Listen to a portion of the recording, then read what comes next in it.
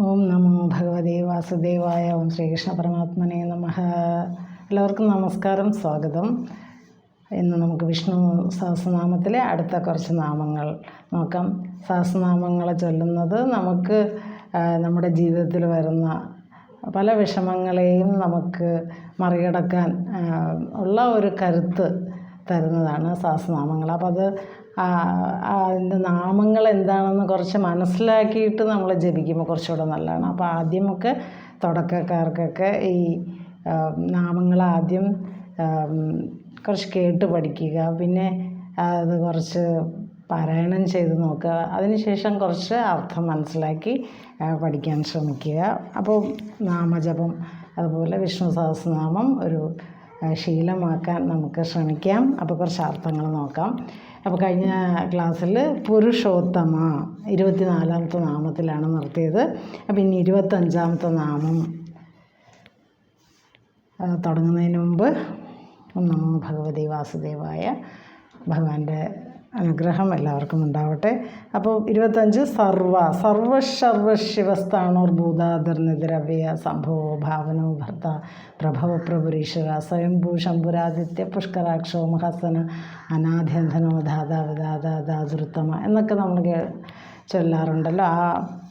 അതിൽ സർവ എന്ന് പറഞ്ഞാൽ എല്ലാമായിരിക്കുന്നത്, സത്തും അസത്തും ഒക്കെ ദൈവം തന്നെയാണ്. ഇപ്പോൾ നമ്മൾ നല്ലത് ചീത്ത എന്നൊക്കെ പറഞ്ഞിട്ട് നമ്മൾ കുറേ ഡിഫൈൻ ചെയ്യും. ഇത് നല്ലതാണ്, ഇത് നല്ലതല്ല എന്നൊക്കെ പറഞ്ഞിട്ട്. പക്ഷേ എല്ലാം ഒന്നല്ലേ, എല്ലാം ദൈവം തന്നെയാണ്. നല്ലതും ദൈവത്തിൻ്റെ ഒരു സൃഷ്ടിയാണ്, മോശമായതൊക്കെയും ദൈവത്തിൻ്റെ സൃഷ്ടിയാണ്. അപ്പോൾ സ്ഥൂലവും സൂക്ഷ്മവും ആയ എല്ലാ പ്രപഞ്ച ഘടകങ്ങളും അതായത് സൃഷ്ടിസ്ഥിതി ലയങ്ങളെന്ന് പറയുക, എല്ലാത്തിനും സ്ഥാനം ഭഗവാനാണ്. അപ്പോൾ എല്ലാത്തിനെയും അറിയുന്നവനാണ് സർവ അല്ലെങ്കിൽ സർവൻ. പിന്നെ ഇനി അടുത്തത് 26 ശർവ എന്ന് പറയുമ്പോൾ എല്ലാത്തിനെയും ശീർണമാക്കുന്നു, സംഹരിക്കുന്നു, ലയിപ്പിക്കുന്നു എന്നാണ് അർത്ഥം. ശർവ എന്ന് ശിവനെയും പറയാറുണ്ട്. അപ്പോൾ ശിവനാണ് സംഹാരമൂർത്തി എന്ന് പറയും. പക്ഷേ ശിവൻ എന്ന് പറയുന്നത് വിഷ്ണു തന്നെയാണ്. അതാണ് ശർവ എന്നുള്ള അർത്ഥം. അപ്പം നമ്മളിതിനെല്ലാം വേറെ വേറെ കാണുന്നതുകൊണ്ടാണ് നമുക്കുള്ള ബുദ്ധിമുട്ടുകൾ. അപ്പോൾ സാധാരണ മനുഷ്യൻ അനുഭവിക്കുന്ന ബുദ്ധിമുട്ട് എന്ന് പറയുമ്പോൾ എല്ലാത്തിനെയും വേറെ വേറെ കാണുന്നു. പക്ഷേ എല്ലാം ഒന്ന് തന്നെയാണെന്നുള്ള ഒരു അറിവിൽ നമ്മൾ ജപിക്കുകയും ഒക്കെ ചെയ്യണം. ഇനി അടുത്തത് 27ാമത്തെ നാമം ശിവ എന്ന് പറയുമ്പോൾ മംഗളം. ശിവൻ മംഗളത്തെ നൽകുന്ന, അതായത് മംഗളകാരിയായ ഭഗവാൻ. അപ്പോൾ പിന്നെ മംഗളം ചെയ്യുന്നതാണ് ശിവൻ. അപ്പോൾ ശിവൻ എന്ന് പറഞ്ഞാൽ മംഗളത്തെ നൽകുന്നത് എന്നാണ് അർത്ഥം. സബ്രഹ്മ സശിവ എന്ന് പറയും. ബ്രഹ്മം തന്നെയാണ് ശിവൻ. ആ ബ്രഹ്മത്തിലേക്ക് നമ്മൾ എത്തുമ്പോൾ മംഗള സ്വരൂപമായിട്ട് മാറുന്നു. പിന്നെ അപ്പോൾ ശിവൻ തന്നെയാണ് വിഷ്ണു. അപ്പോൾ വിഷ്ണുവിന് ശിവൻ എന്ന് പറയുന്നൊരു നാമമുണ്ട്. അപ്പോൾ നോക്കൂ, നമ്മളെല്ലാം വേറെ വേറെ കാണുന്നു, പക്ഷേ യഥാർത്ഥത്തിൽ ഭഗവാൻ എല്ലാം ഒന്നാണെന്ന് ആ നാമങ്ങൾ തന്നെ പറയുന്നു. ശിവൻ പോലും ജപിക്കുന്നത് വിഷ്ണു സഹസ്രനാമമാണ്. ഇനി നാമം 28 സ്ഥാണു എന്ന് പറയുമ്പോൾ തൂണ് പോലെ നിശ്ചലമായിട്ടിരിക്കുന്നത് എന്നാണ്. നമ്മൾ ചില ആളുകളെയൊക്കെ പറയാല്ലേ, അയാളൊരു എന്താ പറയുക, ഒരു മഹത്തായ ഒരു സംഭവമാണ്, അയാൾ ഒരു വീടിൻ്റെ തൂണാണ് എന്നൊക്കെ പറയില്ലേ. അപ്പോൾ ആ തൂണെന്ന് പറയുമ്പോൾ ആ തൂണിലാണ് എല്ലാ ഭാരങ്ങളും കേന്ദ്രീകരിച്ചിരിക്കുന്നത്, അല്ലെങ്കിൽ ആ തൂണിലാണ് എല്ലാം നിലനിൽക്കുന്നത്, അല്ലെങ്കിൽ എല്ലാത്തിനെയും താങ്ങി നിർത്തുന്നത്. ഭഗവാൻ എല്ലാത്തിനെയും താങ്ങി നിർത്തുന്നു. അപ്പോൾ നമ്മൾ വലിയ വലിയ ഫ്ലാറ്റൊക്കെ കെട്ടുമ്പോഴേ നമ്മൾക്ക് അറിയാം ഏറ്റവും കൂടുതൽ ബലപ്പെടുത്തേണ്ടത് വലിയ വലിയ പില്ലറുകളാണ്. വലിയ ഭൂമിക്കടിയിലേക്ക് പില്ലേഴ്സൊക്കെ കൊടുത്തുകൊണ്ട് വലിയ ബലപ്പെടുത്തിയെടുക്കുക. അപ്പോൾ ആ തൂണ് എത്ര ശക്തമാണോ അത്രയും ശക്തമായിരിക്കും ആ ഒരു കെട്ടിടം. അതുപോലെ ഭഗവാൻ എന്ന് പറയുന്ന ആ തൂണിലാണ് ഈ പ്രപഞ്ചമാകുന്ന കെട്ടിടമുള്ളത്. അപ്പോൾ എല്ലാ പ്രളയകാലത്ത് പോലും നാശമില്ലാതെ സ്ഥിതി ചെയ്യുന്നു ഭഗവാൻ. കാരണം എല്ലാം അവസാനം ഭഗവാനിലേക്ക് ലയിക്കുന്നു എന്ന് പറയുമ്പോൾ നാശമില്ലാത്തത് ഭഗവാൻ മാത്രം. മറ്റെല്ലാം നശിക്കുന്നു. പിന്നെന്താ കൽപ്പാന്ത പ്രളയം എന്ന് പറയാം, ആത്യന്തിക പ്രളയം. ആ ഒരു പ്രളയത്തിൽ പോലും എല്ലാം ഭഗവാനിൽ ലയിക്കുന്നു എന്ന് പറയുന്നു. അങ്ങനെ ഇനി അടുത്ത 29ാമത്തെ നാമം ഭൂതാദി. ഭൂതാദി എന്ന് പറയുമ്പോൾ എല്ലാ ഭൂതങ്ങളുടെയും ആദി കാരണം. അപ്പോൾ ആരാണ് ആദ്യം ഉണ്ടായിരുന്നത് എന്നുള്ളതൊക്കെ ഇപ്പോഴും ഒരു തർക്ക വിഷയമാണ്. എല്ലാ മതങ്ങളും പരസ്പരം തർക്കിക്കുന്നുണ്ട്. പക്ഷേ ഭഗവാൻ എന്ന് പറയുന്ന ഒരു ചൈതന്യം, അതിന് പേരുകൾ നൽകി നമ്മൾ തർക്കിക്കേണ്ട കാര്യമില്ല. ആ ഒരു ചൈതന്യം, അതിന് നിങ്ങൾക്ക് എന്ത് വേണമെങ്കിലും പേര് വിളിക്കാം. ആ ഒരു ഭഗവാനാകുന്ന ആ ഒരു ചൈതന്യം, പരമാത്മ ചൈതന്യം, അതിനാണ് നമ്മൾ പരമാത്മാവ് എന്ന് വിളിക്കുന്നത്. സമസ്ത പ്രപഞ്ച ഘടകങ്ങളെയും അതിൻ്റെ എല്ലാം ആദിയാണ്, ആദി കാരണമാണ്. എല്ലാം ഏതിൽ നിന്നാണോ വന്നത് അതാണ് ആദി കാരണം. അതാണ് എല്ലാ ഭൂതങ്ങളും, നമ്മൾ കാണുന്ന സമസ്ത പ്രപഞ്ചവും ഉത്ഭവിച്ചത് ഏതിൽ നിന്നാണോ അതാണ് ആദി കാരണം. അപ്പോൾ എല്ലാ ഉത്ഭവത്തിനും ആദി കാരണമായ ഭഗവാൻ എന്നാണ് ഭൂതാദി. അവ്യയനിധി 30ാമത്തെ നാമം. നിധാനം ചെയ്യപ്പെടുന്ന, നാശമില്ലാത്ത നിധി. അവ്യയം എന്ന് പറഞ്ഞാൽ, വ്യയം എന്ന് പറഞ്ഞാൽ നാശം, ഇങ്ങനെ തീരുന്നതിനെയാണ് വ്യയം എന്ന് പറയുക. അപ്പോൾ അവ്യയം എന്ന് പറയുമ്പോൾ നാശമില്ലാത്ത. അപ്പോൾ നാശമില്ലാത്ത ഒരു നിധിയാണ് ഭഗവാൻ. എത്ര എടുത്താലും തീരാത്ത എന്നൊക്കെ പറയില്ലേ നമ്മൾ. പിന്നെ അതാണ് ഭഗവാൻ. എല്ലാം പ്രളയകാലത്തിൽ എല്ലാം അവസാനം വന്ന് ചേരുന്നത് ഈ നാശമില്ലാത്ത നിധിയായ ഭഗവാനിലേക്കാണ്. അതാണ് അവ്യയനിധി. അപ്പോൾ എല്ലാം വന്ന് ചേരുന്നത് ഭഗവാനിലേക്കാണ്. പക്ഷെ ആ ഭഗവാന് നാശമില്ല. അവ്യയം, നാശമില്ലാത്ത അവ്യയനിധി, നാശമില്ലാത്ത നിധി. ഇനി 31ാമത്തെ നാമം സംഭവ. അതായത് ഉത്തമമായ ജന്മം സ്വീകരിക്കുന്നവൻ. അപ്പോൾ നമുക്കൊക്കെ നമ്മൾ ചിലപ്പോഴൊക്കെ പറയാറില്ല, അയ്യോ എനിക്കെന്താണ് ഇങ്ങനെയൊക്കെ എന്നൊക്കെ പറഞ്ഞ് നമ്മളിങ്ങനെയൊക്കെ പരാതി പറയുന്ന ഒരുപാട് ആളുകളെ നമ്മൾ കണ്ടിട്ടുണ്ട്.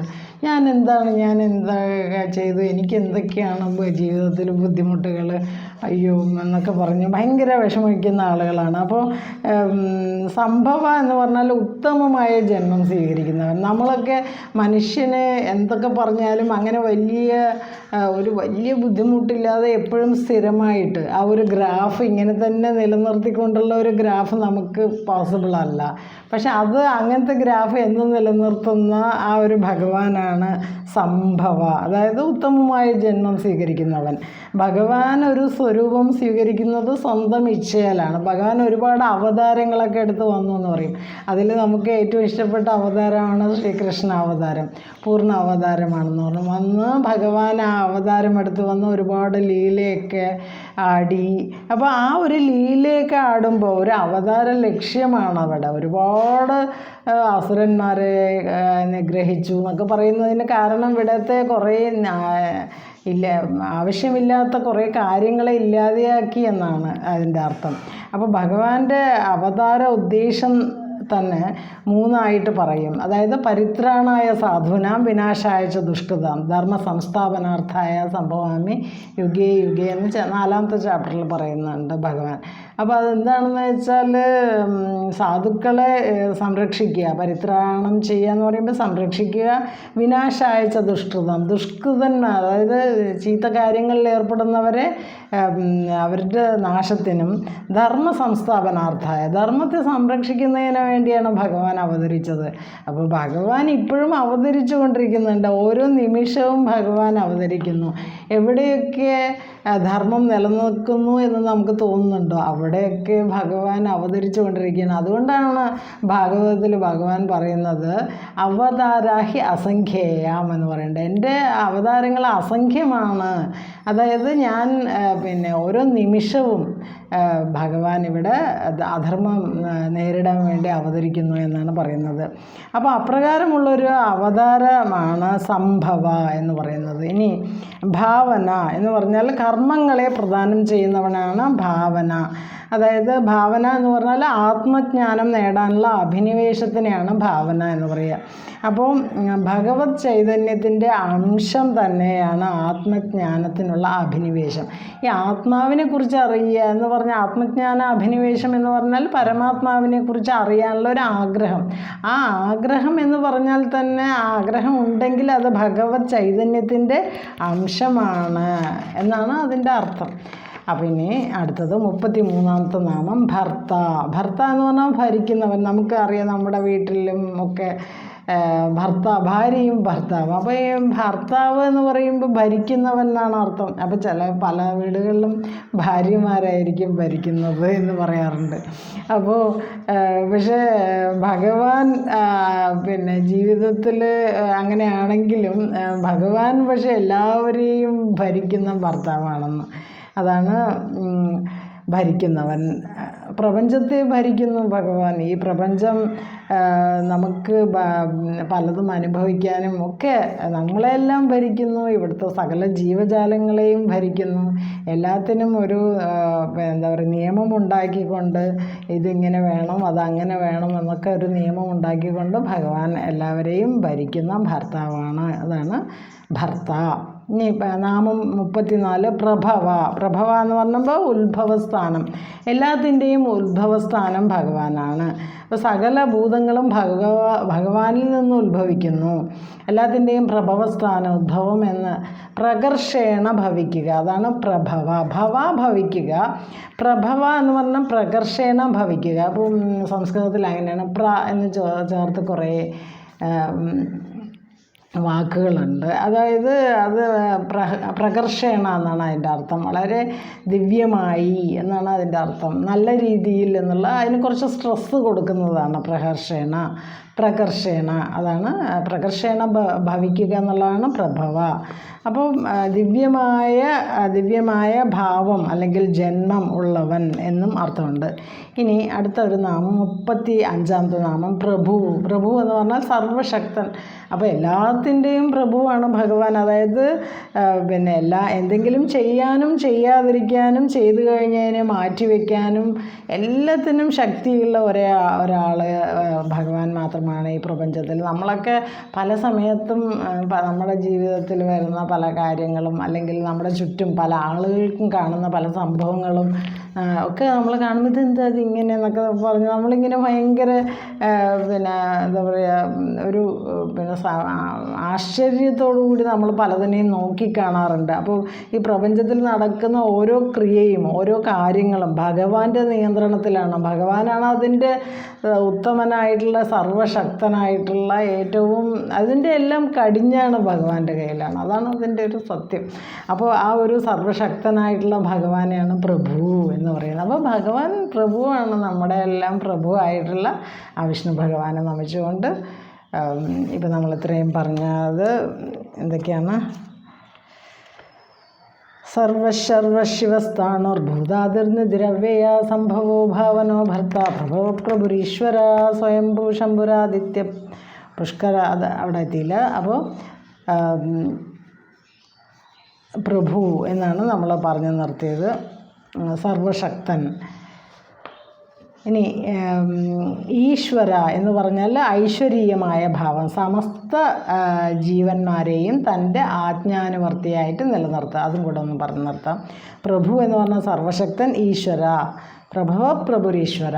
അപ്പോൾ പ്രഭു സർവശക്തൻ, ഈശ്വര, തൻ്റെ ആജ്ഞാനുവർത്തിയായിട്ട് എല്ലാത്തിനെയും നിർത്തുന്ന ഭഗവാൻ എന്നാണ് ഈ ശബ്ദത്തിനർത്ഥം. ഇപ്പോൾ 36ാമത്തെ ശബ്ദം ഈശ്വര. ഈശ്വര എന്ന് പറയുമ്പോൾ അതിൽ സൃഷ്ടിസ്ഥിതി സംഹാരങ്ങൾ ആണ് ഈശ്വര. ഈ എന്ന് പറയുമ്പോൾ ഇച്ഛാശക്തി എന്നും, ശ്വ എന്ന് പറയുമ്പോൾ ഇച്ഛാശക്തി എന്ന് പറയുന്നത് ബ്രഹ്മാവിനെ കാണിക്കുന്നു, ശ്വ എന്ന് പറയുന്നത് സൃഷ്ടിയായ വിഷ്ണുവിനെ കാണിക്കുന്നു, ര എന്ന് പറയുന്ന ലയം, അത് ശിവനെ കാണിക്കുന്നു, മഹേശ്വരൻ. അപ്പോൾ സൃഷ്ടിസ്ഥിതി ലയമാണ് ഈശ്വരൻ. അതാണ് നമ്മളെപ്പോഴും ഈശ്വരൻ എന്ന് വിളിക്കുന്നില്ല. ആ ഈശ്വര എന്നുള്ള വാക്കിൽ തന്നെ പ്രപഞ്ചത്തിൻ്റെ സൃഷ്ടിയും സ്ഥിതിയും ലയവുമുണ്ട്. ഈ എന്ന് പറയുമ്പോൾ സൃഷ്ടി, ശ്വ എന്ന് പറയുമ്പോൾ സ്ഥിതി, ര എന്ന് പറയുമ്പോൾ ലയം. അതാണ് അപ്പോൾ അങ്ങനെ ഈശ്വരീയമായ എല്ലാ ഭാവം എല്ലാ ജീവജാലങ്ങളെയും തൻ്റെ ആജ്ഞാനുവർത്തിയായിട്ട് നിലനിർത്തുന്ന ഭഗവാൻ, അതാണ് ഈശ്വരൻ.